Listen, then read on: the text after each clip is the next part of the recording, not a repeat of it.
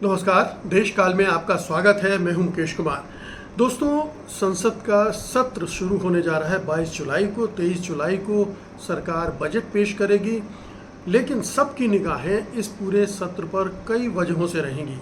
ये नहीं कि सरकार का क्या एजेंडा है इस सत्र में बजट पेश करने के अलावा दूसरे जो बिल आ रहे हैं वो हैं, और दूसरे बहुत सारे मुद्दे जो खड़े हो गए हैं इस दौरान वो हैं।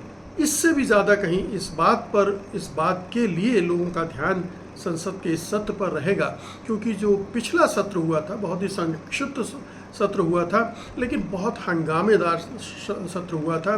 राष्ट्रपति के अभिभाषण पर जिस तरह से राहुल गांधी ने सरकार को और प्रधानमंत्री को आड़े हाथों लिया था वो पूरी दुनिया में वायरल हो गया था। हिंदुस्तान में तो लोग उस भाषण के मुरीद भी हो गए थे।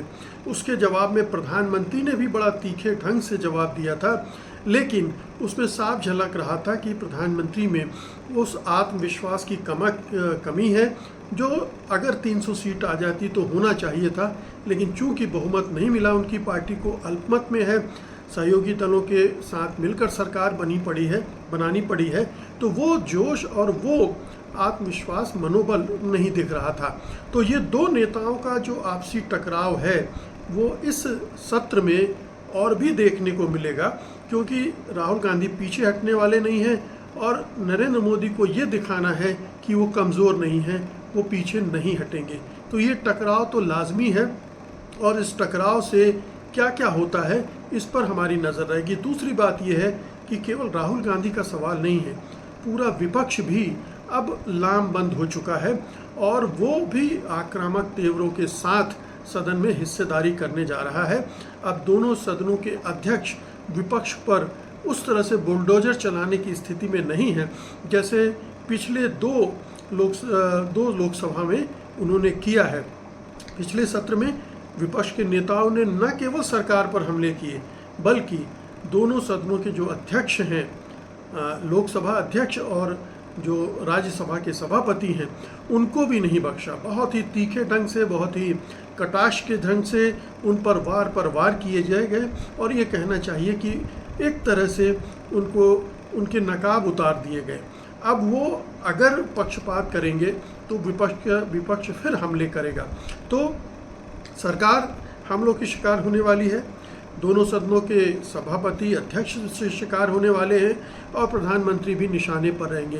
ये तीनों फ्रंट पर निशाने पर रहेंगे। अब बहुत सारे सवाल हैं, और आप जानते हैं कि 3 राज्यों के चुनाव होने वाले नवंबर में, उसके पहले का ये सत्र है, तो इस सत्र में के हंगामेदार होने की पूरी संभावना है।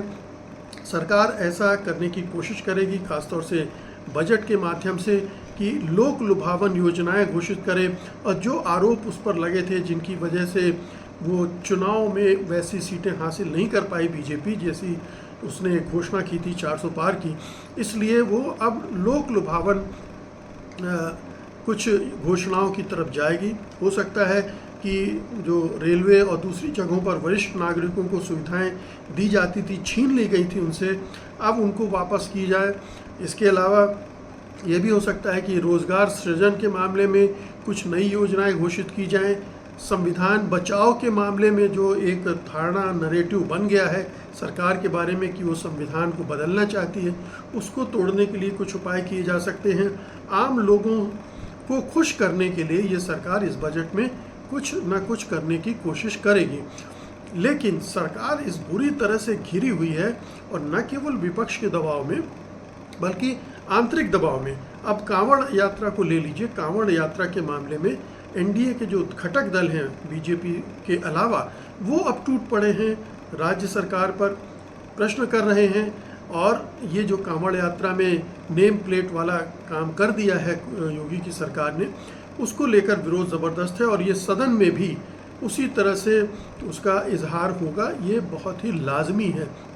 नीट का मसला चल ही रहा है, उसके बारे में पिछली बार भी ठीक से जवाब नहीं दे पाई थी सरकार, और अब तो सुप्रीम कोर्ट पे सुनवाई चल रही है, उसमें भी यह फैसले आने वाले हैं। तो जब वो फैसला आएगा तब सरकार पर उसका क्या असर पड़ेगा, ये भी देखने वाली बात होगी। उसके पास जवाब तो नहीं ही है। जिस तरह से पेपर लीक हुए हैं एक के बाद एक बहुत सारी परीक्षाओं में, तो ये एक ऐसा प्रसंग है जिसमें सरकार फिर बहुत ही डिफेंसिव मामले मूड में रहेगी। अग्निवीर का मसला फिर उठेगा।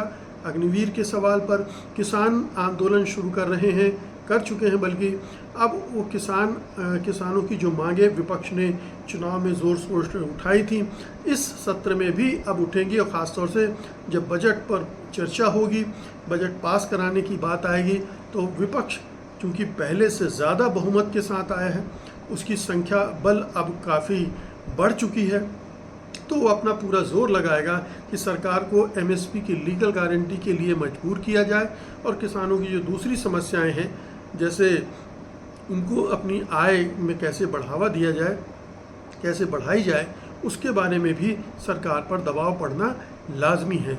तो ये एक बहुत ही दिलचस्प होगा कि सरकार विपक्ष को कैसे हैंडल करती है। अगर उसने उसी अड़ियल ढंग से, जैसे कि पिछले तमाम सत्रों में 10 साल से हम देखते आ रहे हैं, उस ढंग से पेश आई, तो फिर संसद नहीं चलेगी, ये तय है। एक बहुत बड़ा गतिरोध पैदा हो जाएगा और ये संसदीय कार्रवाई ठप पड़ सकती है। अब लोकसभा अध्यक्ष ये नहीं कर सकते हैं कि 150 सांसदों का निलंबन कर दिया, बाहर भेज दिया। अब विपक्ष ने भी अपनी रणनीति बदल ली है, वो सदन में रहकर ही लड़ाई लड़ेगा, वॉकआउट भी करेगा, लेकिन सरकार को बुलडोजर चलाने नहीं देगा और ना ही लोकसभा अध्यक्ष या राज्यसभा के सभापति ये काम बड़ी आसानी से कर लेंगे, जैसे पिछले 10 सालों तक करते आए हैं। और नए नए मुद्दे अब चूंकि आ गए हैं विपक्ष के हाथ में, विपक्ष भी मजबूत है, उसका नेतृत्व राहुल गांधी भी बहुत एग्रेसिव हैं, इसलिए मोदी जी के लिए, उनकी सरकार के लिए, उनकी मंत्रियों के लिए, उनकी पार्टी के लिए, सब के लिए ये जो सत्र है ये बहुत ही संघर्षपूर्ण होने वाला है, खतरनाक होने वाला है। और इसमें उनकी योग्यता, कुशलता की भी परीक्षा होगी कि क्या ऐसे विपक्ष को हैंडल करने की उसमें कुव्वत है, उनको अपने साथ लेकर चलने की सलाहियत है, वो ये काम कर सकते हैं या नहीं कर सकते हैं। प्रधानमंत्री को भी अब परीक्षा है। आप पहले पूर्ण बहुमत के साथ चला रहे थे, अब आपको अल्पमत की सरकार चलानी है, अल्प बहुमत, आपके पास बहुमत नहीं है, तब आपका रवैया बदलता है कि नहीं। अगर नहीं बदलेगा तो फिर तो स्थितियां विकट होने ही वाली हैं। इसलिए बहुत दिलचस्प होगा इस पूरे सत्र में सत्ता पक्ष और विपक्ष के बीच जो रस्साकशी चलेगी उसको देखना, और उससे आगे की जो राजनीति तय होने वाली है वो भी बड़ा दिलचस्प उसका आयाम है इस पूरे सत्र का। बहुत बहुत शुक्रिया आपका, धन्यवाद।